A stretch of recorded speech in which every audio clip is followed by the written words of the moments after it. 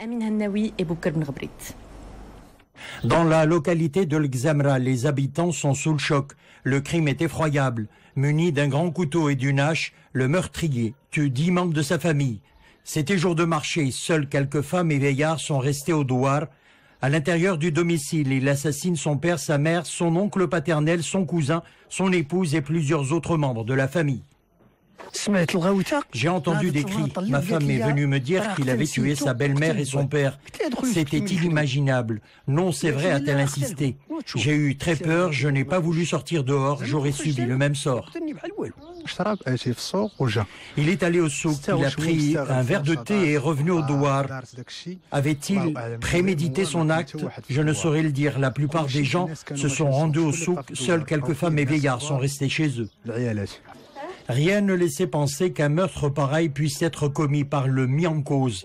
À son retour, il sème la terreur. Je suis sorti voir qui était en train de crier. Devant la porte, une femme était allongée, baignant dans son sang. Lui tenait un grand couteau et une hache. Brusquement, il a voulu entrer.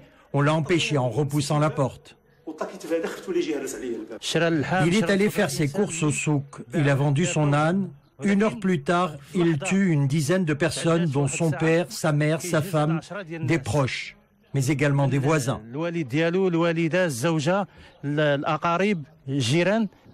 4 filles du forcené âgées de 5 et 13 ans ont été retrouvées séquestrées dans l'une des chambres du domicile familial. Le meurtrier serait souffrant de troubles mentaux. Une enquête a été ouverte sous la supervision du parquet, compétent pour élucider les circonstances de ce drame.